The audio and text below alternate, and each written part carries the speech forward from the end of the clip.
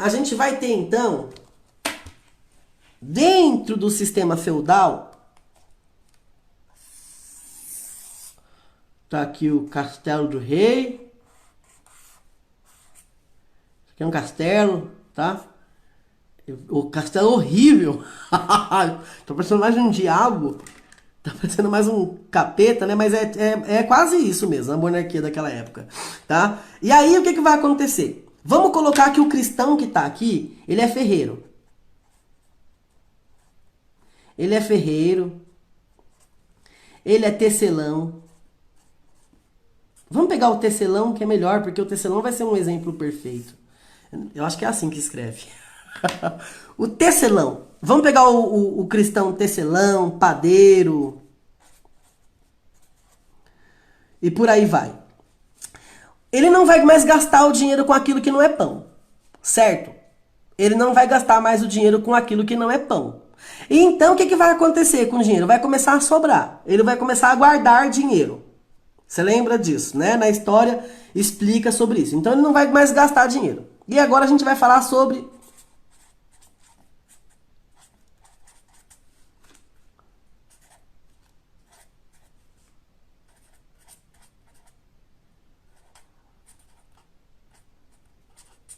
Revolução Industrial. Gente, não liga pra minha letra não, viu?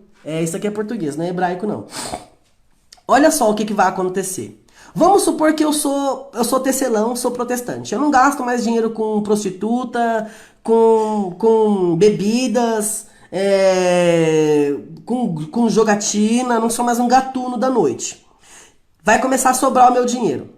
E aí o que vai acontecer? Vão aparecer os pequenos inventores. Gente, isso aqui é fundamental você aprender, viu? Porque você vai entender o que é direita. De fato, por que a direita é protestante. Vai aparecer os pequenos inventores. Vamos supor que eu, como tecelão, eu produzia por mês aqui 30 casacos. Eu produzia 30 casacos durante um mês, trabalhando com a minha família. Então, quem produzia? Eu, meus filhos, minha esposa, nós produzíamos 30 casacos. Só que aí eu tô acumulando dinheiro, certo? Vai aparecer um pequeno inventor. E um pequeno inventor vai falar assim, olha, eu criei uma máquina que vai te ajudar. Em vez de produzir 30 casacos por mês, você vai conseguir produzir mais 70. Vai ficar igual a 100 casacos por mês. Você quer? Quero. Custa tanto. Custa X dinheiro. O outro cara vai ter? O outro cara não vai ter, porque o outro cara, e eu não vou mencionar que ele é católico, ele vai gastar o dinheiro dele com aquilo que não é pão, certo? Ele vai gastar o dinheiro dele com jogo, com mulheres, com bebida, etc. Então ele não vai ter dinheiro. E o que vai acontecer então? O cristão que é protestante, ele vai começar a acumular. Gente, isso é ciência, tá bom? Isso aqui é empiricamente demonstrável. Não é a opinião de um pastor, tá? Você vai assistir lá, vai ler lá a Ética Protestante e o Espírito do Capitalismo do Max Weber, que é uma tese científica. Isso aqui é comprovado historicamente. Tá bom, gente? E aí o que vai acontecer? Ele vai começar a acumular. E como ele vai começar a acumular? Ele vai ter dinheiro para investir. Investir. E aí ele vai investir, querido. Esse aqui é o espírito do capitalismo. É você usar dinheiro para gerar mais dinheiro. O que é capitalismo? É isso aqui, filho. É um sistema econômico de livre comércio onde o acúmulo do capital produz mais capital. Isso é capitalismo. Você entendeu? Capitalismo não é um sistema econômico apenas. O capitalismo é uma forma, é uma filosofia, é um modo de pensar. É um modo de agir, é uma forma de enxergar o mundo. Isso é capitalismo, tá bom? Que a gente não é oprimido pelo Paulo Freire e a pedagogia do oprimido, não, tá? Então, olha só, dentro desse modelo aqui, o que vai se configurar? O cristão protestante ele vai começar a ter dinheiro para investir em pequenos inventores, e vão aparecer vários inventores. E essas invenções vão começar a dar certo. Vamos colocar que aqui a gente está falando da Inglaterra. Por quê? Porque a Inglaterra foi o lugar onde deu origem à Revolução Industrial. Começou na Inglaterra e posteriormente com os franceses e com os ingleses. A Revolução Industrial começou justamente com os tecelãos, né? Começou aqui. E aí o que vai acontecer? O inventor ele vai produzir uma máquina e o cara vai começar a produzir 100 casacos. Meu, já tava bom. Com 30 casacos tava sobrando. Imagina agora produzindo 100 casacos. Vai produzir 100 casacos e aí vai sobrar mais dinheiro. Ele vai produzir 100 casacos e vai sobrar mais dinheiro. E aí o pequeno inventor vai falar assim, olha, agora eu produzi uma máquina que em vez de você produzir 100 casacos por mês, você vai conseguir produzir 1000 casacos. 1000 casacos por mês. Mas você vai ter que investir tanto. Você vai ter que investir tanto em dinheiro. O protestante que está acumulando capital,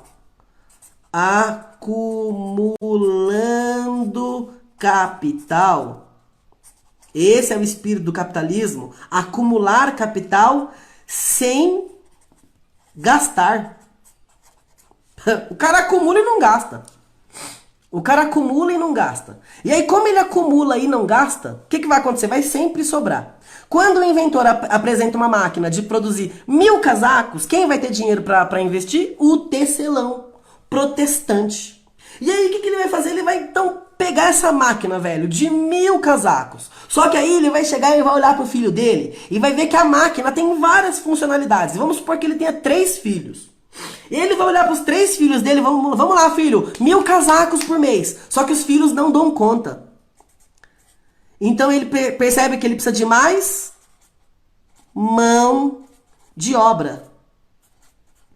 E como é que ele vai conseguir mais mão de obra? Porque nesse sistema, querido, não existe divisão social do trabalho, tá? No sistema feudal, não é uma divisão social de trabalho como nós temos hoje. Por quê? O filho do padeiro vai ser padeiro e trabalha com pão.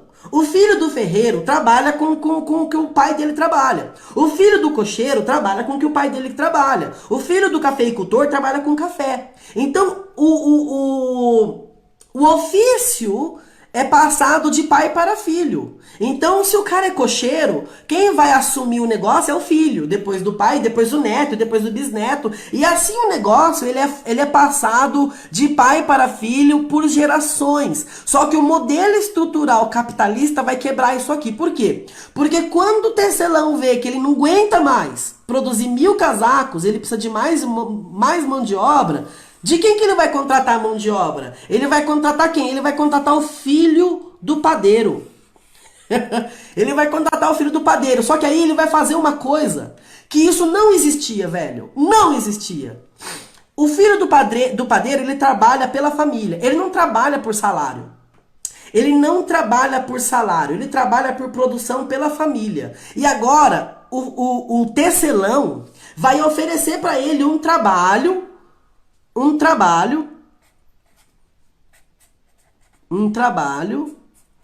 em troca de salário.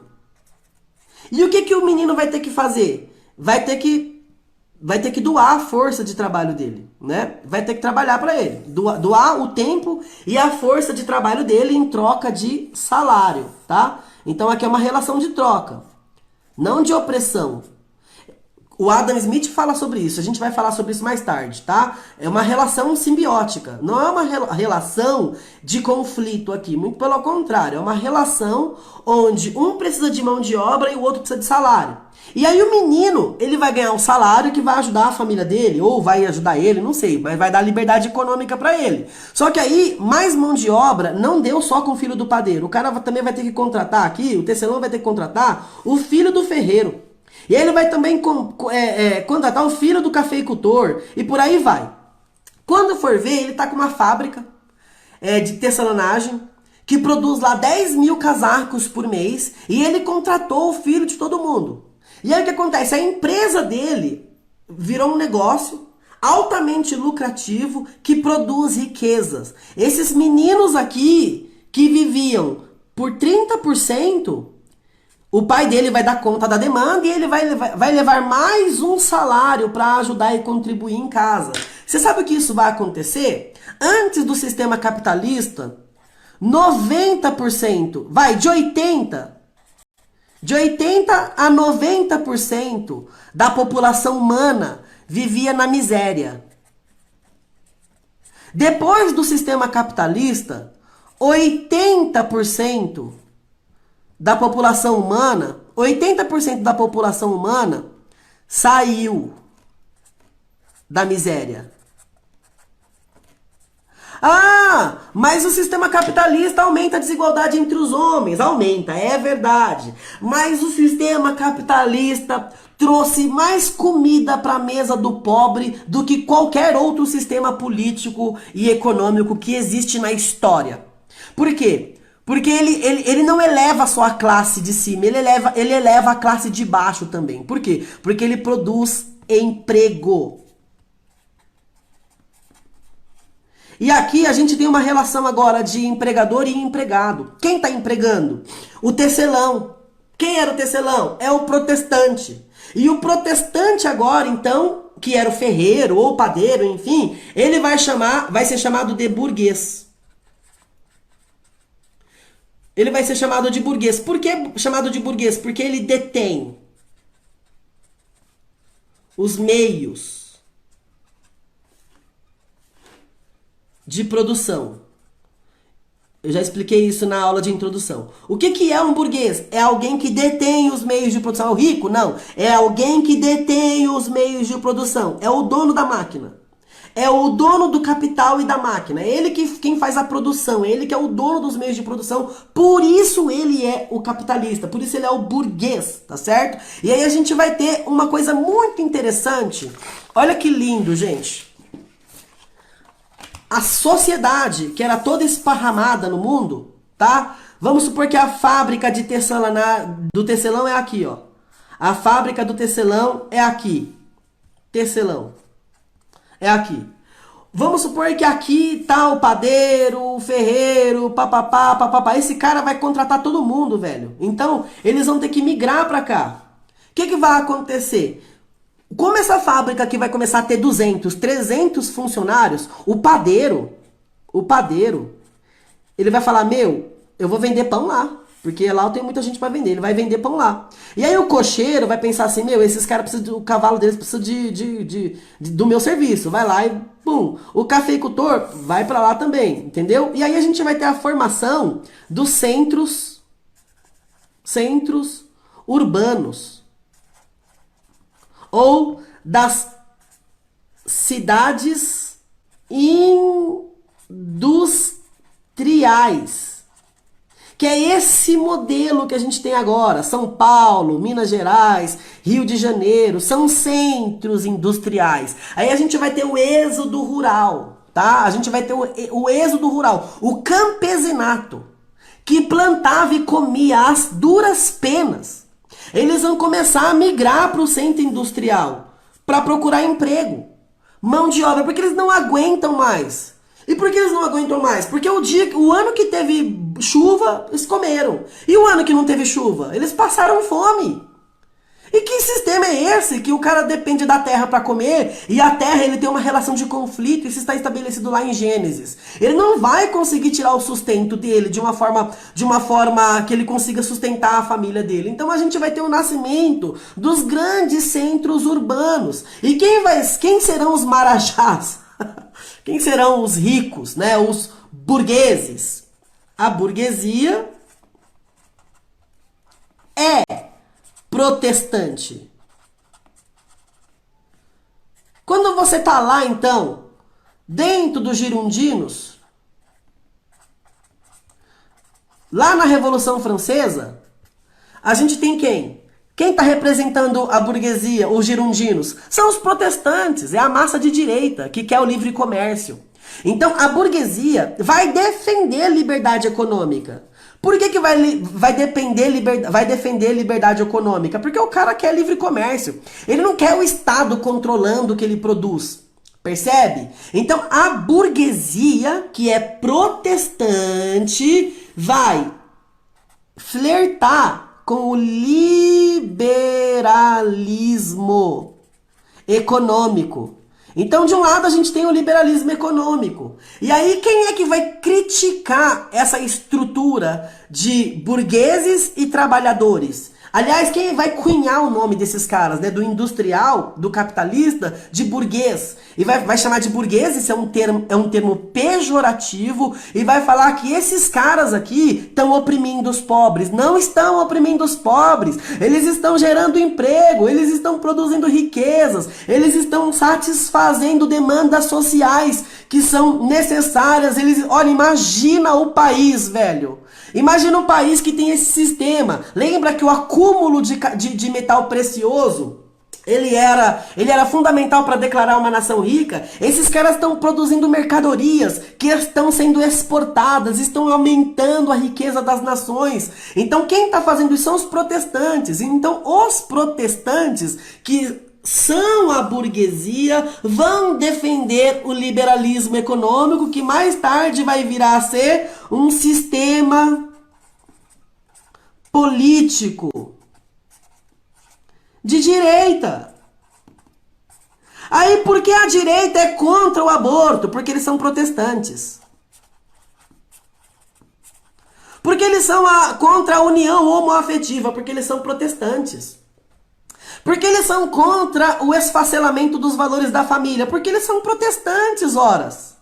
Porque a burguesia, os empresários, os donos do capitais que mudaram a história do mundo são protestantes. Isso é ciência, isso é história, isso não é ladainha de pastor. Tá lá, você pode ler a ética a ética protestante e o espírito do capitalismo. Então, o sistema protestante, capitalista da burguesia trouxe riqueza para as nações, mudou a vida do mundo, tirou 80% do mundo da miséria. Porque antes era 20% vivendo bem e o resto vivendo mal, né?